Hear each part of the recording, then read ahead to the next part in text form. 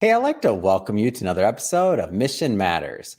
My name is Adam Torres, and if you'd like to apply to be a guest in the show, just head on over to missionmatters.com and click on Be Our Guest to apply. All right, so today I have Richard Hallman on the line. He's a professional adventure sports photographer over at richardhallman.com. Richard, welcome to the show. Adam, grateful to be here. Thank you. All right, Richard. So I'm grateful to have you here and to get into some of your content and to announce to our audience that you'll be one of our upcoming authors in our latest Mission Matters book release. So excited to get into that and to also talk about your work. So I was talking to you kind of in the warm up, and I've been talking to people about you all week. I was like, Richard has these pictures and all these things you've been able to accomplish, and these amazing photographs of these professional athletes and these extreme athletes that you've managed to capture. I mean, I got to hear the stories behind some of these. But before we get started on that, we'll start this episode the way that we start them all with our Mission Matters Minute. So, Richard, we at Mission Matters, we amplify stories for entrepreneurs, executives, and experts. That's our mission. Richard, what mission matters to you?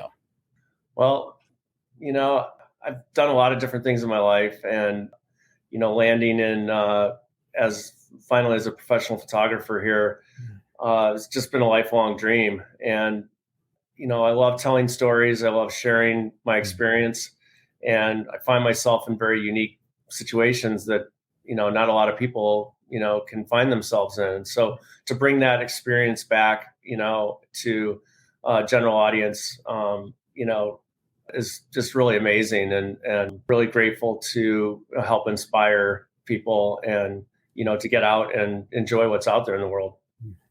Amazing. And we're going to get into these unique experiences because that's an understatement. But I want to start a little further back, though. Like, when did that become a thing for you? Like, when did you know this is something that you wanted to make a career? How did that take place?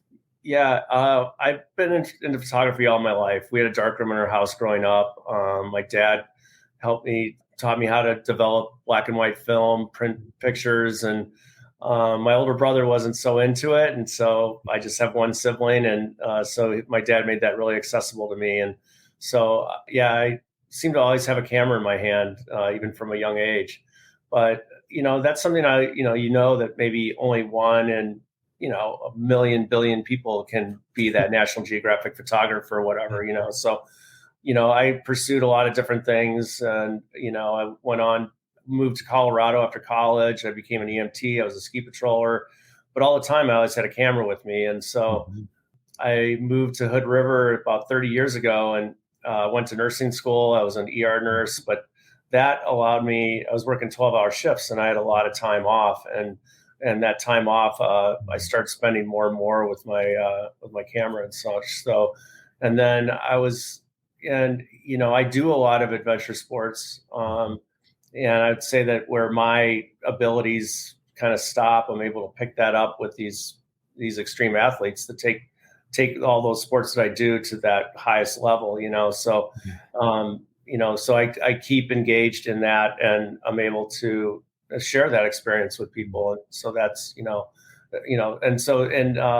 back in 2004, I was hired to be a photographer on a trip to New Zealand, kind of a last minute thing. And while I was on that trip, we were taking a helicopter up to the Cook Glacier, and we were snow kiting above the clouds, looking out over Australia, and so had this, epiphany, like, wow, I'd like to maybe try and do this, as a full-time thing. And so, so I haven't looked back. So I want to stick in those earlier years a little bit longer, because I know when I was growing up, so, I was an artist. That's what I love doing. I love airbrushing. I love designing. And I was kind of, I was in the same mindset as yourself, and maybe some of the things that you had in the past, where you were thinking like, well, to be that photographer in your case, or that person that can really make money, like it's not possible. Like, it's like, okay, that's very slim chances. But now I feel like we're in this renaissance of just creators, like people that have that inclination to want to be a photographer or an artist or other things like that. Like they have opportunity. There's different ways to do it. So like what kind of things would you say to that next group of, let's just say, photographers and or creatives? Wow. I mean, that's it. I've been able to experience a unique time in history because, uh, you know, for my early background was just, you take your pictures, you take your film, and you get that developed, and I would be on trips over in Nepal climbing, and I would be taking my photos, and I couldn't just look at the camera and see what I got. Yeah. It would take me weeks and weeks until I got Wow. back, got that developed, and that wasn't that long ago, Mhm. that was not that long ago. And so, I jumped into it still when digital was still in its infancy, and Mhm. the digital cameras were just starting to kind of come up to speed and kind of meet Mhm. that quality that was with analog, and so and now it's just exploded way past that, and Yeah. it's so I see young content creators today that have just endless endless abilities Mhm. to expand that creative process, with video, with Mhm. AI, with all kinds of stuff. So I mean, the sky's the limit. I mean, Yeah. you know as a photographer, you can have a drone now, and you can do your video stuff. So it's hard to compete with some of these young kids that are coming out of college, and they can build websites, and they can do all these amazing things and put together all this great content. And Mm. for me, I just say I'm still just a still photographer, but yeah, for people getting into it now, I mean, and the technology has gotten less expensive. You Mhm. know, early on in my career, those high end digital cameras were super expensive. And Yeah. so only the professionals, unless you had a lot of discretionary income, Mhm. could afford, some of these cameras and stuff. Well, now, those same chips, those same memory things that were in those most expensive cameras are, really reasonable, Yeah. and so you can get a, pretty entry level camera, and it's going to do a lot for you. And so I think that's leveling the playing field a lot. Yeah. And yeah, I mean, the next generation of, and it's not that long ago, we're talking Yeah. like, about that transition time when I quit nursing, it was about 2004. And from there to today, I see, man, month to month, year to year, like Yeah. crazy out there. Yeah. Yeah, as of the recording of this, that new iPhone in 2022, that new Yeah. iPhone 14 Pro or something like that, I'm like, Yeah. man, I can't even imagine what the iPhone 20 is going to look like, right? In X amount of years going forward, it's going to be, Well, I it'll be mean, something else. I Yeah. mean, I'm under the impression that maybe I don't know, maybe not in my lifetime, but Yeah. maybe somewhere down the road that there's going to be a way where you're going to be able to just blink your eye, Hmm. and then that is going to show up on a screen Yeah. or something. I mean, who knows? I mean, I was reading an article yesterday where James Earl Jones is Mm. retiring from the voice of Darth Vader, and he's Ah. been doing that, since the 70s. And so, but his character and his voice is going to live on because Mhm. they're going to use AI to extrapolate, old clips of him speaking and Wow. create new dialogue. So he's going to live on. He doesn't have to be there. And the scarier part, I say scary because I feel like it threatens my livelihood and lifestyle, or whatever, to make money with creating content Mhm. is, and the technology is there, and it's going to be available to so Yeah. many people soon, where in AI, where there's going to be programs where people can go in and say, look, they look at one of my photos of, say, Kai Lenny, who's a Mhm. one of the highest end watermen, extreme athletes, surfs some of the biggest waves in the world. You're going to look at that, and you're going to go, wow, Yeah. I want to go, I would love to go there, but I can't go Mhm. there, whatever. So I'm going to create my own big wave surf shot, and Yeah. then you can type in big wave, and then you can bring up a selection of all kinds of different big waves. Got your wave, and then you say, I want a male surfer or female surfer Yeah. or whatever. There's going to be a female surfer, and you're going to be able to build an image, Mm. you're going to be able to build an image, not just a painting or whatever, but it's going to look like a photograph, Yeah. and that's the reality. And that's kind of, it's interesting to me. And I wanna speaking of some of the athletes and the situations you've been in, you mentioned kind of briefly helicopters, summits. I mean, give us a flavor for some of the type of shoots and the type of work you do for those that haven't seen your pictures yet. And for everybody, I know this is an audio podcast, right? But we'll be putting a link to Richard's Instagram in the show notes. Definitely go check that out. And so you can see some of these photos and the experiences that we're talking about today. But so Richard, tell us a little bit more about some of these experiences. Well, yeah, Adam, I think some of the most exciting stuff that I get to do is heli ski photography up in Alaska, or shooting big waves, of course, because these are truly extreme situations where you're, with up in Alaska, we're flying and we're landing on peaks where sometimes no one's ever been there before. Wow. When you're flying up, what's that feeling like to be somewhere that no one's ever been and didn't know that? It's unbelievable. And people might scratch their head and say, well, that's probably impossible because, we've traveled and we've explored and we've done so much. But when you're actually up there, you're looking out at the Chugach mountain range up in Alaska, and it really is, as far as the eye can see, it is it's just all mountain peaks above the trees.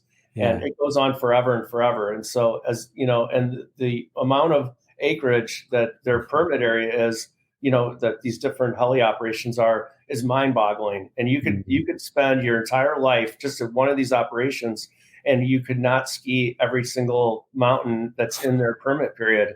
And so, sometimes when the snow hasn't been that great, they fly deeper and deeper into different zones. And, and I've had pilots before go, yeah, we've never been over here before.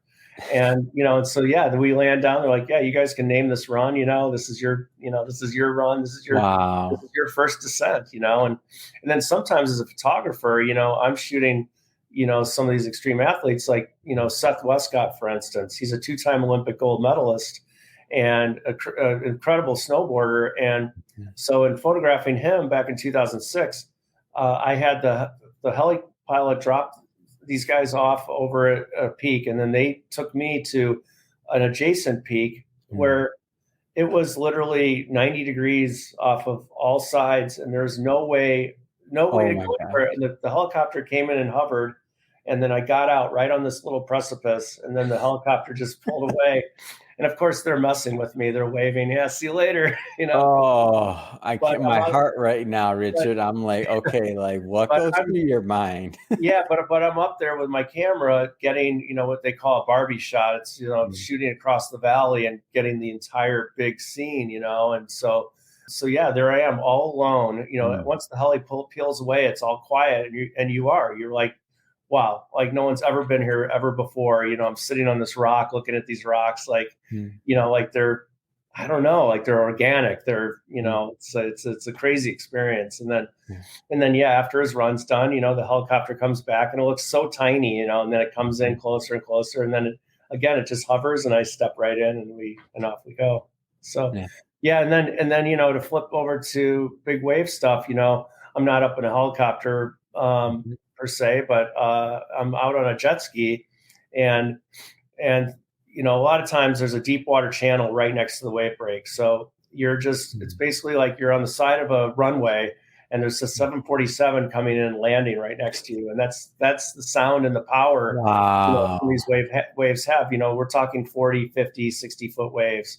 That, so yeah, I'll be on a jet ski and I have a driver, and that driver's, he's on the lookout for, rogue sets coming in, but we're pretty close to the action. We're right on the side of the wave. And as the wave rolls through, it's breaking right in front of us.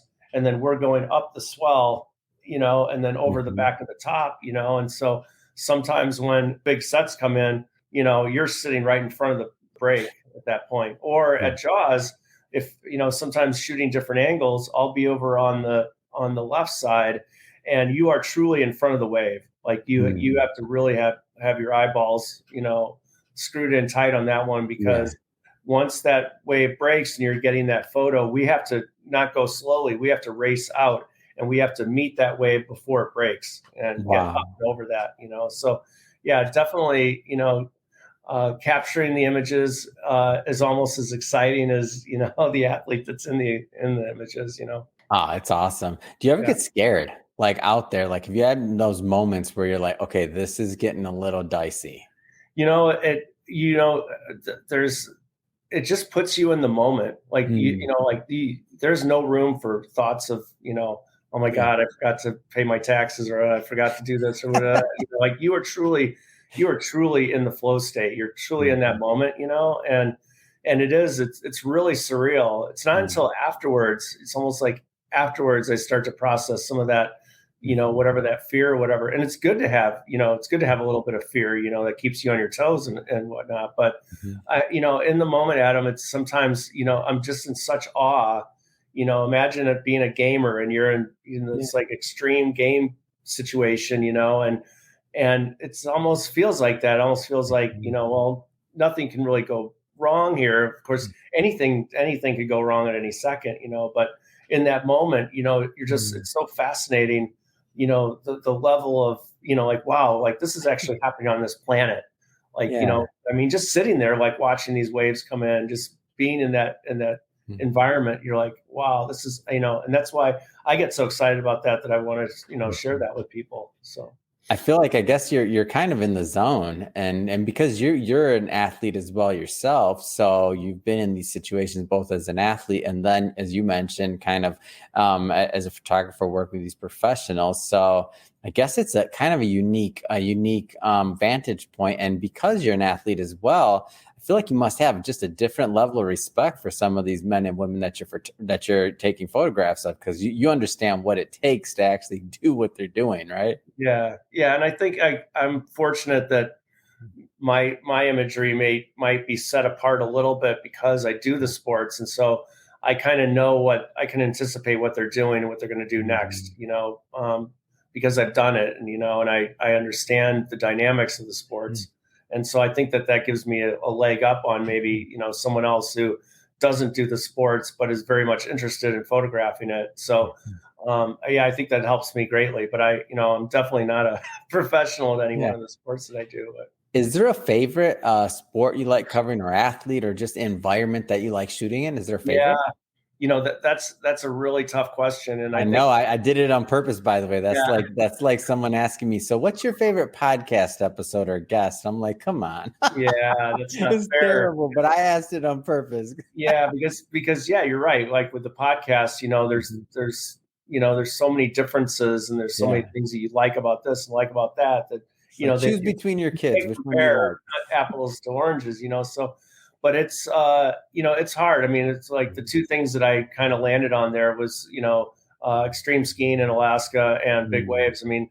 I think it would have to come down to one of yeah. those two things. I mean, I work closely with Kai Lenny, who's like I said, an extreme waterman from Hawaii, from the North Shore of Maui, and yeah, he's insane. A multidiscipline athlete. He windsurfs, kiteboards, he wings, he surfs big waves. There's nothing that this kid can't do, and so I Mm, love working with him because he is such a master at so many different water sports. So if there's no big mm, waves, but there's a windy day, we'll go out and he'll be kiteboarding and he'll jump off a wave and be 30, 40 feet in the air, doing backflips and whatever. And then he'll go in and then he'll trade out for his wing. And a wing is a surfboard with a mast and a foil on it. So they ride above the surface of the water. And when, it's kind of like skiing powder because oh, you eliminate all the chop of the water and you're just floating on the surface. And he'll go out there and he'll throw a backflip on that, and whatever. And then he'll, come in and then, whatever. I mean, anything you can throw at him, he does at such a high level. So we can do all these different sports and, and mm. enjoy the environment in a way that, not a lot of people can do. So, Man, talk about not being stuck in the office, Richard. yeah. Yeah. That's, I'm sitting there in my jet ski or sitting there, or whatever. And then I get to chuckle and say, yeah, I'm Yeah. in my office right now. Oh man, you make me think back to my days as a financial advisor once upon a time in that office and doing what we do. And now I'm in the studio stuck. I'm like, come on, man, what I do wrong? I should be out. No, seriously though, much respect. I know I couldn't get out there do anything like that. And I'm like, and it's just really interesting to me to see the different vantage points of experiences and people, how they choose to spend their day to day, and also the art they create, because you're really creating art. You're documenting not only these amazing athletes, but also the sports themselves. So is there any, out of all the sports that you've been covering, because for so long, been in the industry for a long time, any evolution of a particular sport that you care to comment on that you're just like, wow, like this started with, here, and now to see what it's grown into? Because you are a historian of sorts just from being even part of that community. Any sports that are just like you care to comment on? Well, well, a couple of different things. I Yeah. think wind sports, when I grew up on Lake Michigan, I grew up windsurfing on Lake Michigan. And so in the early 80s, I had an old windsurfer Rocket 99. And for those people listening that know what that is, I mean, that's a relic of the early windsurf days. And I remember having my windsurf magazine and reading about Robbie Nash. He's one of the, premier legend windsurf gods, out there, and so along came kiteboarding in the late 90s, early 2000s. There was a French guy, and then there was a gentleman named Corey Reisler, who's actually here in Hood River, who was out. They were trying to figure out using a kite to pull you on, whether it was a water ski or a surfboard or whatever. And that sport evolved into kiteboarding, and now kiteboarding is worldwide. And it's just, and then, you thought that was it. Now like I look out at the Columbia River Gorge, which is a premier water sports. We've got prevailing west winds that come down the gorge, on the Columbia River between Oregon and Washington in the summertime, and you can get wind out there daily, and it's averaging 30 miles an hour. And so there can be 5,000 people out on the water enjoying the water, whether it's windsurfing or kiteboarding. But now you have this wing thing where, they've got the surfboard with the foil on it, and they've got a kind of a handheld kite, sort of what it is. It's called, wing. So, so I've been watching these new sports just grow or organically out of nothing, or out of, progressing from one water sport to another. And just when you think that, well, we've invented everything, no, we haven't, like it's just, it's changing and growing and just, and so I look out in the river now, and just in the last couple of years, you almost see more wingers out there than you do anything else. It's phenomenal. And then the other thing, speaking of evolution, is big wave surfing. I mean, you take a place like Jaws, where Laird Hamilton and Dave Kalama and, some of these, legend watermen from, back in the 80s, they were tow surfing, Jaws. It was thought that this wave could not be paddled into. You couldn't self-propel you into, big waves. And right about the time that I started shooting big waves was right about the time when Shane Dorian, who's a legendary surfer, and some others, looked at that wave and said, I think we can paddle this. And so actually watched, some of the first people to ever self-propel, self-paddle into some of these, big waves. And then, and so I've actually been able to watch big wave surfing sort of grow as a sport. And you got these guys with, the surfboards are, really, really long, like you're thinking, California coast, little chest high, head high waves, you got these people on 6 foot, 7 foot boards. These are like 10 foot, 11 foot, they call them guns, and they're really narrow, they're long, and you need that board surface area, that stroke, to be able to get the speed, because those waves are moving at such great speed that you start to match that speed to be able to get up and drop into these waves. Once you get up on that wave, they would be happy to have a short board, because now you're up on the wave and you got all the power and you want that ability to turn. So it's amazing to watch these guys maneuver these really big boards on these massive waves. And so, I was able to watch that at Jaws, where they thought no one could ever paddle that. And now everybody's paddling with it, and so I was able to watch all that. The evolution, Richard. You should write a book. Oh, speaking of which, Yeah. Yeah. had to. That's my transition for today, Richard. I do want it. We're just going to spend a minute or two talking about the upcoming book and some of the things and the ideas you plan to propose. And for everybody watching this, just to know, this is the first part of a 2-part interview. We will be bringing Richard on for a full interview where we'll do a deep dive into his writing ideas and also go talk further into also what he's doing over at richardhallman.com. But for now, Richard, tell us a little bit more about some of the ideas that you plan to propose in the upcoming book. Yeah, I'm really excited for this book opportunity. Really appreciate this opportunity. Moving forward, I'm just looking for ways to, sort of not only grow my business. I mean, that's just sort of a given, but I'm looking for, looking to take all these new technologies and everything and kind of see how I can extrapolate into, into the sports and, and kind of get to that, like where is this content, driven, world, I mean, they estimate that 1.6 billion photos are uploaded to the internet every day, and so there's so much content out there. So how do you set yourself apart, from everybody else to say, no, get your eyeballs on what I'm doing here. So, so it's a work in progress and, just trying to, I totally get it. And I'll stop you there because I want people to buy books too. We're not going to give them too much on this one, but I do think just like you've been a part of the sports in your community as you have. And that's why I asked you that question earlier about how you've seen the evolution, because you really have. I mean, you've been documenting this, not just through your photos. I mean, that's been your primary medium up to this point, but I was really excited when I learned that we had the opportunity to then publish some of your ideas as well, so that you can also cross over into that medium, into books and book publishing. So I'm excited to get that book out and to introduce it to our audience, to also let them see your work as well. That being said, Richard, it's been great having you on the show today, learning more about your background, what you do, and also to promote the upcoming book. If people want to learn more and to connect with you, I mean, what's the best way for people to follow your work? My biggest presence is on Instagram. So Richard Hallman, all one word, _photo is my Instagram handle. And then my website is richardhallman, all one word.com.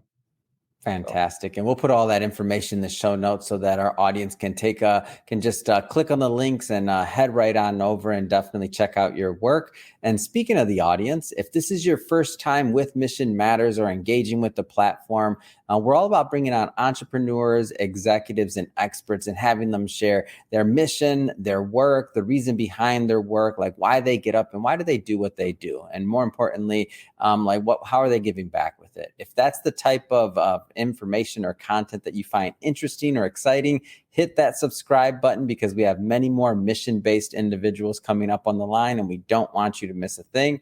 Richard, again, excellent having you on the show. Can't wait to the second part of this 2-part series we have on you. So thanks again for coming on. Great, Adam. Thanks for having me today.